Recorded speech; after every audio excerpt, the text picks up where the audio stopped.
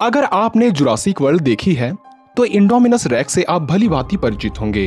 यह ऐसा डायनासोर था जिसका अस्तित्व वास्तविक दुनिया से भले ही ना हो, पर काल्पनिक इस डायनासोर की रचना कई डायनासोर्स तथा मॉडर्न जीवों के जीन से मिलाकर बनाया गया था। और इस हाइब्रिड डायनासोर की ताकत से आप अवश्य ही परिचित होंगे, जिसने टीरेक्स जैसे एपेक्स डायनासोर के भी पसीने छुड़ा दिए थे। पर मॉन्स्टर्स की दुनिया में भी एक ऐसा हाइब्रिड काइजू मौजूद है जो अपने पेरेंट्स काइजू की शक्तियों से बना एक चलता फिरता कयामत है। ऐसे में क्या यह hybrid monster mother of all titans को भी मार गिरा पाएगा, या पूरे धरती को कुल्फी बनाने की ताकत रखने वाली टाइटन इस हाइब्रिड काइजू का काजू बना देगी? हम बात कर रहे हैं पैसिफिक रिम के मेगा काइजू तथा मॉन्स्टर वर्स की टाइटनस सीमू की। तो वीडियो में अंत तक बने रहें और आगे बढ़ने से पहले वीडियो को जरूर लाइक कर दें। सबसे पहले बात करें पैसिफिक रिम के hybrid monster the mega kaiju की, तो इसका निर्माण कैटेगरी 4 और कैटेगरी 5 के मॉन्स्टर को मिलाकर हुई है। इसके डीएनए में राइजिन, हकूजा, स्राइकथॉन के जीन शामिल है। साथ ही मेगा काइजू के निर्माण में छोटे छोटे रोबोटिक काइजू के भी झुंड शामिल है। शायद यही वजह है कि इस मॉन्स्टर में इतनी ताकत है जो चाहे तो ये पूरे शहर को पल भर में नष्ट कर दे। मेगा काइजू आकार में भी काफी विशाल, लगभग 128 मीटर ऊंचा, 108 मीटर लंबा और 7500 टन भारी है। इस काइजू के पास 2 पूंछ है और इसका पूरा शरीर नुकीले क्रिस्टल समान धारियों से ढका हुआ है। साथ ही इसके पास हकूजा की भांति 6 लिम्स है। वहीं इसका सिर भी 3 काइजू के फ्यूजन से बना है।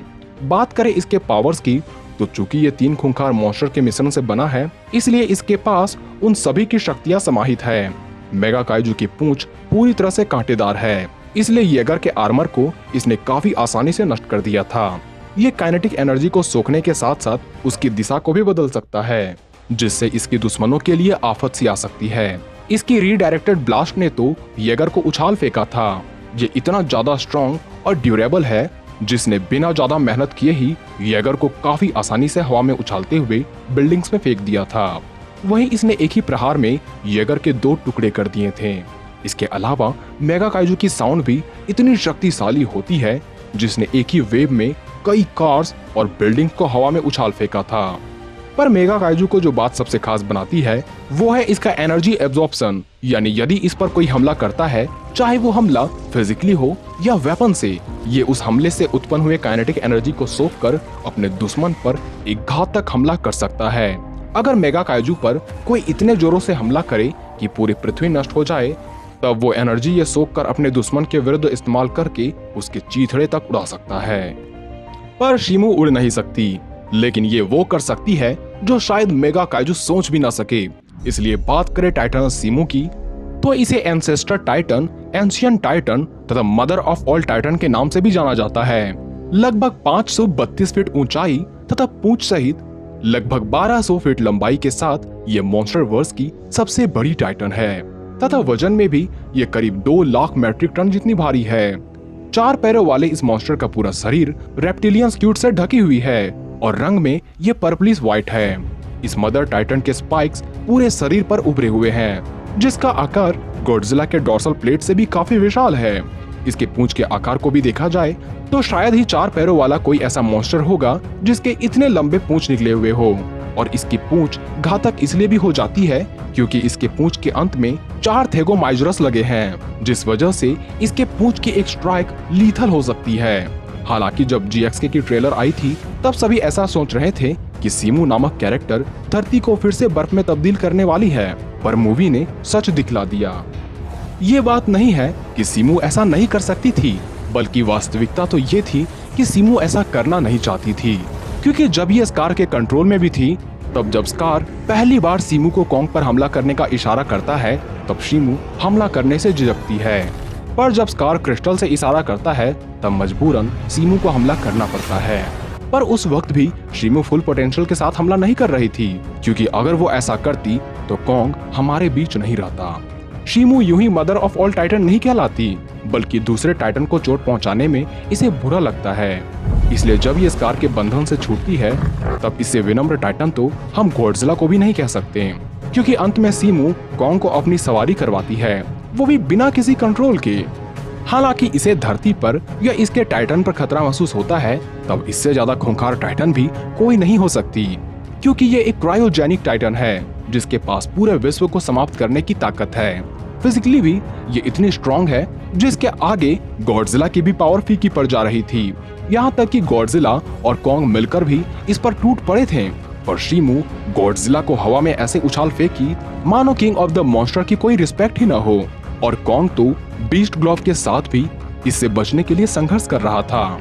और याद रहे, इस वक्त भी यह नियंत्रण में थी, क्योंकि यदि ये स्वतंत्र होकर लड़े तब गॉडजिला और कॉन्ग क्या किंग गिदोरा भी इसके खिलाफ खड़ा हो जाए, तब भी सीमू से कोई जीत नहीं सकता।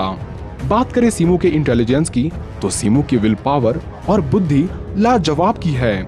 इसलिए स्कार के कितना चाहने के बावजूद भी न तो इसने धरती पर हिमयुग की शुरुआत करी और न ही मूवी में इसके हाथों से कोई अच्छा टाइटन का अंत हुआ।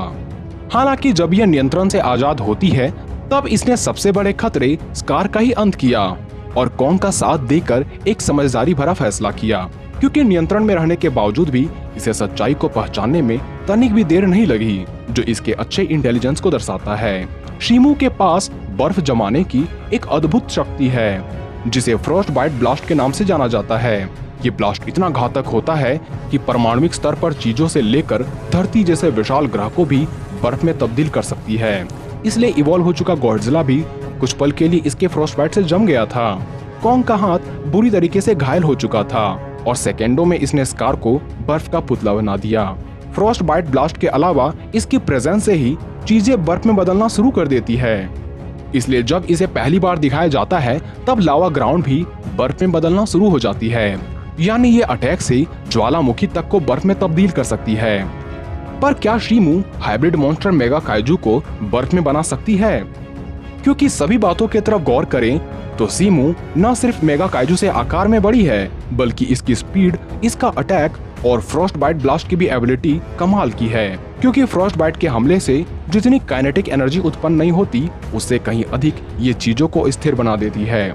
ऐसे केस में चाहे मेगा काइजू कितनी भी कोशिश कर ले तो ये सीमू के विरुद्ध जीत नहीं सकता। पर सीमू द्वारा बनाए बर्फ से आजाद हो पाना इसके बस का नहीं। खैर, इस पर आपकी राय अलग हो सकती है, जिसे आप कमेंट बॉक्स में लिख सकते हैं। तो उम्मीद है ये वीडियो आपको पसंद आई होगी। ऐसे वीडियोस देखने के लिए हमारे चैनल से जुड़े रहें।